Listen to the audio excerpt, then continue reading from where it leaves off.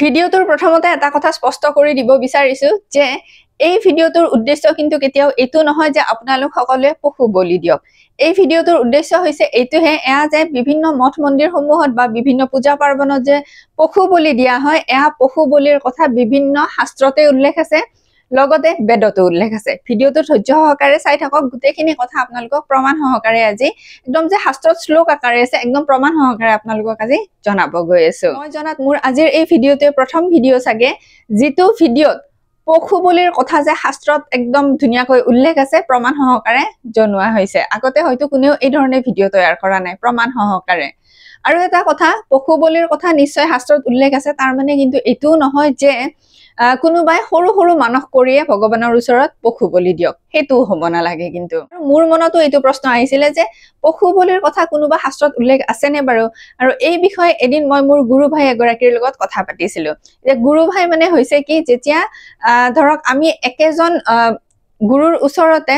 তন্ত্ৰত দীক্ষা লওঁ শাস্ত্ৰসন্মতভাৱে, সেই দীক্ষা লোৱা বাকী সকলো আমাৰ গুৰু ভাই গুৰু ভগ্নী হৈ যায়। গতিকে মোৰ আজিৰ এই ভিডিওটোত মোক সহযোগ কৰিছে মোৰ গুৰু ভাই সুৰঞ্জিত ভাৰ্গৱে। আৰু এই ভিডিওটোত যিখিনি কথা ক'ব গৈ আছে সেইখিনি মোৰো নহয়, মোৰ গুৰু ভাই সুৰঞ্জিত ভাৰ্গৱৰো নহয়, এই গোটেইখিনি কথা শাস্ত্ৰতে উল্লেখ আছে। আমি আছো কামাখ্যা শক্তিপীঠৰ ওচৰতে বেজপাৰাত থকা মা মনসা মন্দিৰত। নমস্কাৰ সকলোকে। আমি দুইজনে আমাৰ কামাখ্যা শক্তিপীঠৰ যি পাৰম্পৰিক গুৰু আছে তেওঁলোকৰ ওচৰত শাস্ত্ৰসন্মতভাৱে তন্ত্ৰত দীক্ষিত। গতিকে বলি বিধানৰ বিষয়ে শাস্ত্ৰসন্মত কথা কিছুমান আমি স্বচক্ষে দেখি থাকো, গোটেইখিনি কথা ক'ব নোৱাৰি, তাতে কিছুমান গুপ্ত কথা থাকে। গতিকে এতিয়া কথাটো হৈছে যিখিনি কথা আমি কৈ দিব পাৰো যাতে সেই বিতৰ্কমূলক মন্তব্যখিনি এটলিষ্ট নহওক মানে। বা এতিয়া মই যে বলিৰ বিষয়ে ক'ব গৈ আছো এইখিনি মোৰ ভাষ্য নহয়, মই শাস্ত্ৰৰ বা যিখিনি পাৰিছো বা আমাৰ তন্ত্ৰ শাস্ত্ৰত মাক কিয় বলিপ্ৰিয়া বুলি কোৱা হৈছে সেইখিনিয়ে মই ব্যাখ্যা দিম। সকলোকে যাতে ধৈৰ্য সহকাৰে শুনক গোটেই ভিডিওটো, তাৰ পিছত মন্তব্য হয়, গোটেইখিনি শুনি পেলাই মন্তব্য দিব, অকমান চাই পেলাই নহয় মানে কথাটো। আৰু এইটো খুব সেনচিটিভ বিষয়। মই ভাবো আজিলৈকে এনেকে কোনো কৰা নাই, ভিডিও প্ৰস্তুত কৰাই নাই শাস্ত্ৰৰ শ্লোক পঢ়ি। এতিয়া চাওক, আজি আমি যি কম মই এই মা মনসা সাক্ষী ৰাখিয়ে কম। কেতিয়াবা প্ৰথমে মহানিৰ্বাণ তন্ত্ৰত মহাদেৱে কি কৈছে শুনিব।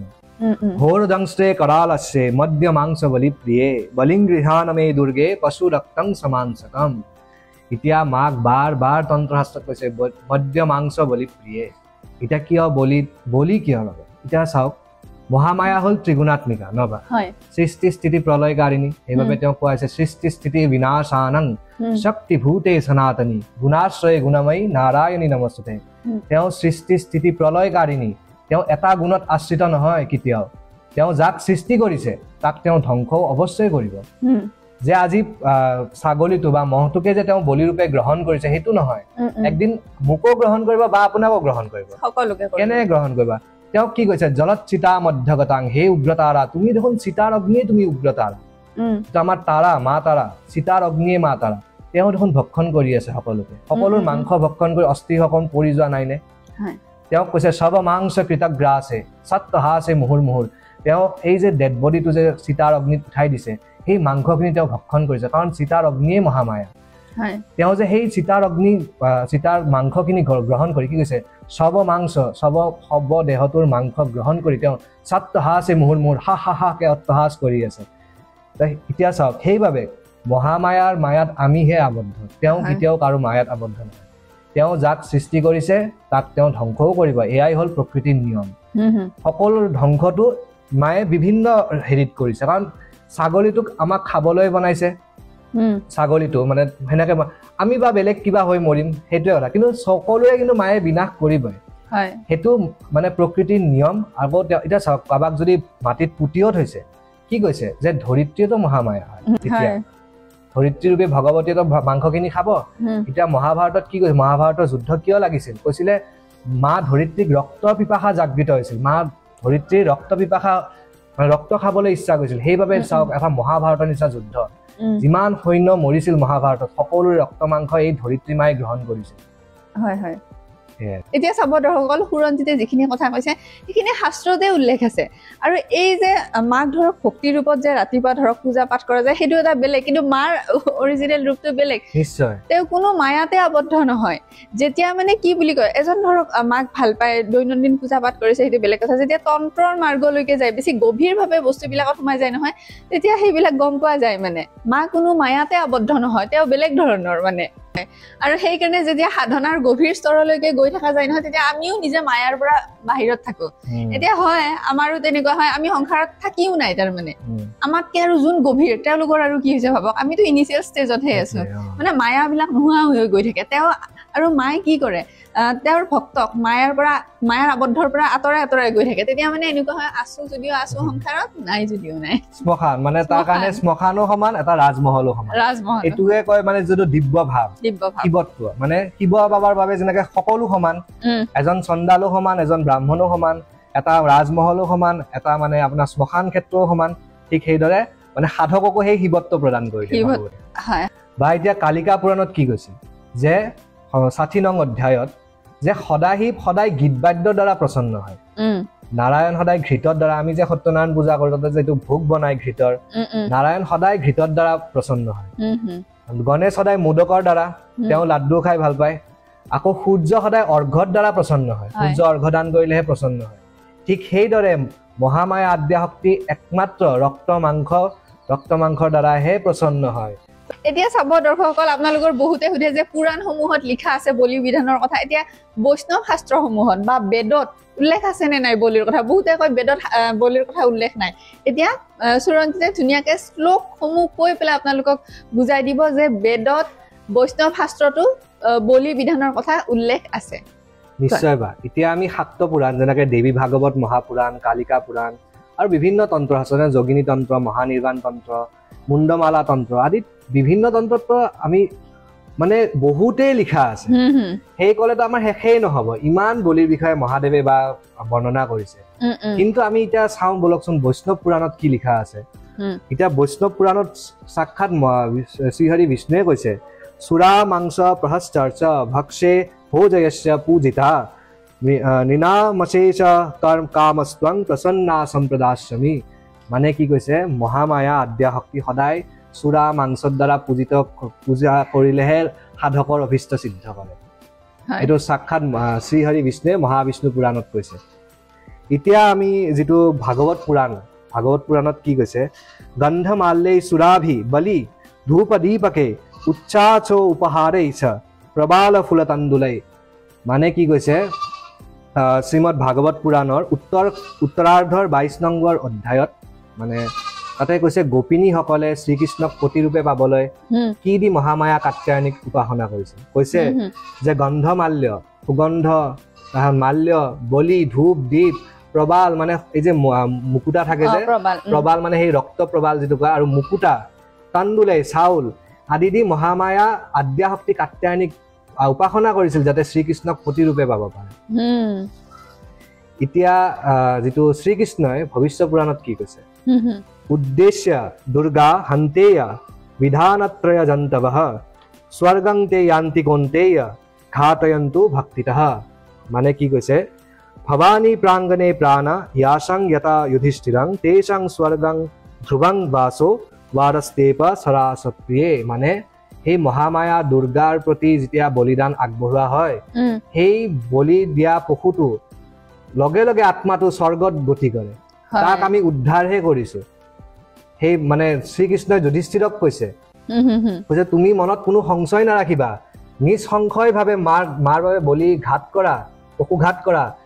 তুমি এই পশুৰ যে ঘাত হৈছে সেই পশু ঘাতত সেই মৃত্যু হোৱা জীৱটো সাক্ষাৎ স্বৰ্গলোকত প্ৰাপ্তি হৈছে তাৰ মানে সি পশু যোনিৰ বা মুক্তি হৈছে কাৰণ মহামায়াৰ নামত উৎসৰ্গা কৰিহে তাক বলি দিয়া হৈছে আৰু আজি যে আমি মনুষ্য ৰূপে জন্ম পাই আছো আমিও কিন্তু পশু যোনি পাৰ হৈ আহিছো পশু যোনি পাৰ নোহোৱাকে মনুষ্য নহয় আমাৰো কেতিয়াবা বলি হৈছিলে সেইকাৰণে আজি আমি এইখিনি ঠাইত আছো যে মা মহামায়াৰ মা আদ্যা শক্তিৰ তত্ত্ব অকমানকে হলেও শিকিব ধৰিছো নাজানো কিমান দূৰ যাব পাৰো ইমানখিনিলৈতো দৰ্শকসকল আপোনালোকে শুনিলে এতিয়া কাৰোবাৰ মনত যদি প্ৰশ্ন হৈছে বেদত বলি বিধান নাই নহয় বেদতো বলি বিধান আছে প্ৰমাণ সহকাৰে পুৰঞ্জিতে আপোনালোকক জনাব এতিয়া বেদত বা যেটো কৃষ্ণ যজুৰ্বেদ তাতেতো আমাৰ যিখন অশ্বমেধ যজ্ঞৰ বিস্তৃত বৰ্ণনা আছে আৰু সকলো দেৱতাৰ উদ্দেশ্যত কি পশু আগবঢ়োৱা হয় যেনেকৈ বৰুণ দেৱৰ উদ্দেশ্যত বগা ছাগলী সেনেকে মানে পুৰা বিস্তৃত তালিকা এখন দিয়া আছে বেদত যে কোন দেৱতাৰ নামত কি পশু উদ্দেশ্যত বলে আৰু অশ্বমেধ যজ্ঞটো হৈছিলে আমি সকলোৱে জানো আমাৰ এতিয়া যেটো গুপ্তা পিৰিয়ড গুপ্ত ৰজাসকল বা চালুক্যা বা আপোনাৰ চোলা ডাইনেষ্টি যিটো আমাৰ তামিলনাডুত আছিলে তেওঁলোকৰ সময়তো বলি বিধান হৈছিল অশ্বমেধ যজ্ঞ তেওঁলোকও পাতিছিল আমাৰ ৰাজা ভাস্কৰ বৰ্মনেও কামৰূপৰ ৰজা তেওঁ অশ্বমেধ যজ্ঞ কৰিছিল তো আমাৰ বলি বিধানটো একদমই শাস্ত্ৰীয় কথা এইটো বেদতো আছে আগম শাস্ত্ৰতো মানে ভৰাই দিছে মহাদেৱে বলিৰ প্ৰশংসা কৰি কৰি হয় হয় মইতো ক'লোৱে কাৰণ কি হয় তেওঁতো সকলোকে বলি ৰূপে গ্ৰহণ কৰিম সেইটোৱে কথা এতিয়া দৰ্শকসকল ৰামায়ণতো যে বলিৰ উল্লেখ আছে পুনৰ পুৰঞ্জিতে আপোনালোকক প্ৰমাণ সহকাৰে জনাব হয় এতিয়া ৰামায়ণত যেটো কৈছে সুৰাঘত সহস্ৰেণ মাংস ভূতো দানেচ यक्षे त्वं प्रयता देवी पुरां पुनर्गतास्तमे মানে কি কৈছে যেতিয়া মা সীতাই কৈছে হে মহামায়া গংগা আমি যেতিয়া ঘূৰি আহিম মানে বনবাস খাটি পেলাই আমি যদি ভালে ভালে ঘূৰি আহো এই চাওকচোন মানস কৰা বুলি কয় যে ভালে ভালে ঘূৰি আহো তেতিয়া হলে মই সহস্ৰ সুৰা কলচেদি তোমাক অভিষেক কৰিম লগতে মাংসও প্ৰদান কৰিম তোমাক এইভাবে হেনেকে মানে মা হিতাই মানক কৰিছে মানক কৰা বুলি কয় যে আমি মানে কিবা এইটো ভাল হলে মা এইটো সমস্যাৰ বা উদ্ধাৰ কৰিলে তোমাৰ বলি আগবঢ়াম মা হিতাও হেনেকে আগবঢ়াইছিল গংগা ভাবক হয় আৰু দৰ্শকসকল আপোনালোকেতো জানে শাৰদীয় দুৰ্গা পূজা যে হয় সেয়া আচলতে শ্ৰী ৰামচন্দ্ৰ প্ৰভুহে আৰম্ভ কৰিছিল সীতা মাক যেতিয়া ৰাৱণৰ ওচৰৰ পৰা ঘূৰাই আনিব তেতিয়া আৰু সেইখিনি সময়ত শ্ৰী ৰামচন্দ্ৰই ৰাৱণক যাতে যুদ্ধত হৰুৱাব পাৰে দুৰ্গা পূজা কৰোতে বলি বিধান দিছিল আৰু সেইটো অষ্টমী আৰু নৱমীৰ দিনাখন দিছিল নিশ্চয় বা এতিয়া আমাৰ মহাকাল সংগীতাৰ যিটো গুহ্যকালী খণ্ডত তাতে বিস্তৃত বৰ্ণনা মানে আছে যে যিটো মানে শ্ৰী ৰামচন্দ্ৰই কেনেকে মা দুৰ্গাৰ উপাসনা কৰিছিল মানে কি হল যেতিয়া আমাৰ ব্ৰহ্মদেৱ আহি শ্ৰীৰামক কলে যে তোমাৰ পক্ষতো এই যুদ্ধত জিকা অসম্ভৱ কাৰণ কি হয় মা যিটো আমাৰ ৰাৱণৰ মা ভদ্ৰকালীৰ উপাসক সদায় মা ভদ্ৰকালী ৰাৱণৰ পক্ষতহে মানে যুদ্ধত থাকিব তোমাৰতো যুদ্ধত জয়ী হোৱা অসম্ভৱ তুমি এটা মানে কাম কৰা যে যিটো আমাৰ কৃষ্ণা অষ্টমী তিথি আহিন মাহৰ কৃষ্ণা অষ্টমী তিথিত মাক বোধন কৰি 15 দিনীয়া যিটো আমাৰ উগ্ৰচণ্ডা কল্প বুলি কয় এই 15 দিনীয়া পষেকীয়া দুৰ্গা পূজা য'ত কামাখ্যাত হয় তুমি সেই দুৰ্গা পূজা কৰা তেতিয়াহে তুমি মানে সিদ্ধি পাবা বা তোমাৰ যুদ্ধত জয়ী হবা তেতিয়া শ্ৰী ৰামচন্দ্ৰই ব্ৰহ্মদেৱক পুৰোহিত ৰূপে বৰণ কৰিলে আৰু নাৰদ মুনি তেওঁ নিজে তন্ত্ৰধাৰক হৈছিল সেই পূজাখনৰ শ্ৰী ৰামচন্দ্ৰই যুদ্ধ কৰি আছিলে আৰু ৰামচন্দ্ৰৰ হৈ পেলাই ব্ৰহ্মদেৱে ৰামচন্দ্ৰৰ হৈ দুৰ্গা পূজাখন আগবঢ়াই লৈ গৈছিলে তথাপিও দেখিছে যে মা ভদ্ৰকালীয়ে প্ৰকট হৈ পেলাই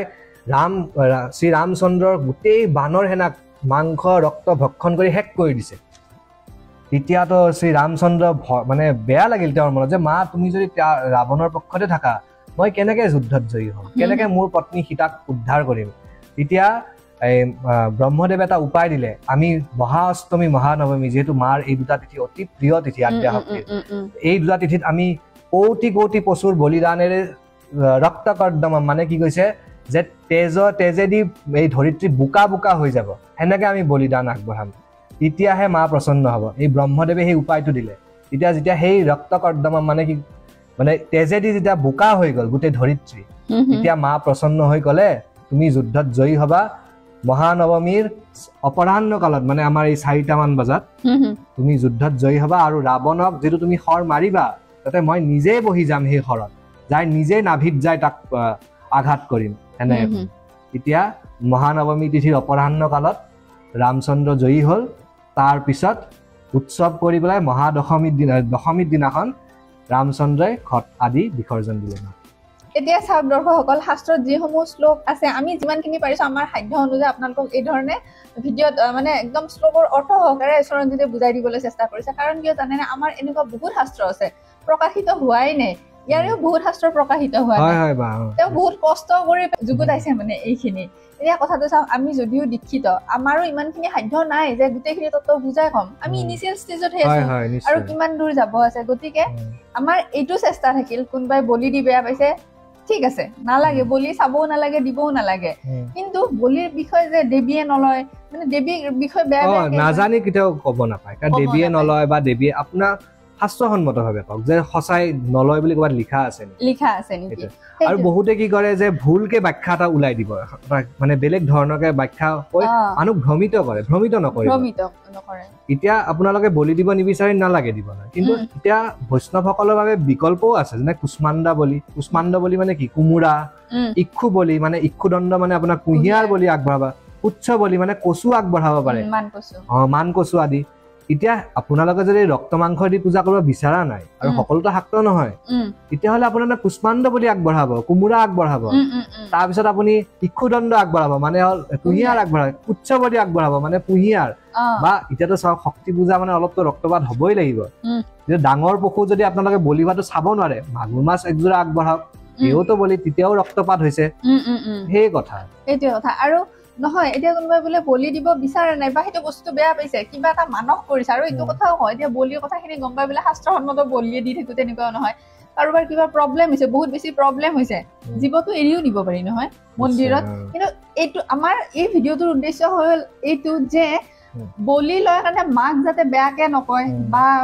বস্তুবিলাক বিতৰ্কৰ মাজলৈ লৈ নাযায় আমাৰ চেষ্টা এইটোৱে থাকিল আশা কৰো আমাৰ এই ভিডিঅ'টো চাই আজি মানে আমাৰ এই প্ৰচেষ্টাটো আপোনালোকে আঁকোৱালি ল'ব আৰু আমাৰ কালিকা পুৰাণত কৈছে মধ্যে চ কুব্জিকা দেৱী প্ৰান্তে প্ৰান্তে চ ভৈৰৱী মানে কি কৈছে আমাৰ মধ্যত আমাৰ কামাখ্যাত মহামায়া আদ্যাশক্তি ত্ৰিপুৰা ভৈৰৱী কামাখ্যা বিদ্যমান হৈ আছে প্ৰান্তে প্ৰান্তে চ ভৈৰৱী মানে যোগিনীসকল প্ৰান্তে প্ৰান্তে অৱস্থান হৈ আছে যিমান কামৰূপত শক্তিপীঠ আছে তাতে যোগিনীবিলাকৰ অৱস্থান আছে তাতে যদি কিবা কাৰণত বলি বন্ধ হৈ যায় বিপত্তি আহি যাব মহাপ্ৰলয় কাৰণ যোগিনীসকলে তেজ ৰক্ত মাংসই ভক্ষণ কৰে তেওঁলোকৰ খাদ্য যদি বন্ধ হৈ গৈছে তেতিয়াহ'লে তেওঁলোক মহাপ্ৰলয় আনি দিব মহামাৰী হৈ যাব গোটেই চাৰিওফালে গতিকে মন্দিৰসমূহত নিয়ম মাফিক যি বলি হয় তাত যাতে কোনেও মানে কোনো বিৰূপ মন্তব্য যাতে নকৰে সেয়াই অনুৰোধ থাকিলে দৰ্শকসকল আমি চেষ্টা কৰিছো বহুত দুইটাই তেওঁলোকে বহুত কষ্ট কৰি শ্লোকসমূহ গোটাইছে যাতে শ্লোক পঢ়ি আপোনালোকক বুজাব পাৰে গতিকে আশা ৰাখিলে গোটেই ভিডিঅ'টো চাই আপোনালোকে গঠনমূলক আলোচনা আগবঢ়াওক গঠনমূলক মন্তব্য আগবঢ়াওক কিন্তু ভিডিঅ'টো নোচোৱাকে বিৰূপ মন্তব্য আগবঢ়াটো একেবাৰে উচিত নহয় তাকো ভিডিঅ'টো আমি প্ৰমাণ সহকাৰে আপোনালোকলৈ আগবঢ়াইছো ঠিক আছে বাৰু আশা ৰাখিলো ভিডিঅ'টো চাই আপোনালোকে যাতে এই বিষয়ে মানে বুজি পায় আৰু বস্তুবোৰ তোমাকো বহুত বহুত ধন্যবাদ ঠিক আছে ভিডিঅ'টো চাই কেনেকুৱা পালে কমেণ্ট কৰি জনাব বুলি আশা ৰাখিলো মোৰে কোনোবা এটা অন্য ভিডিঅ'ত অতি সোনকালে আপোনালোকক পুনৰ লগ পাইছো জয় মা কামাখ্যা জয় মা কামাখ্যা জয় মা মনসা ওম নমঃ শিৱায়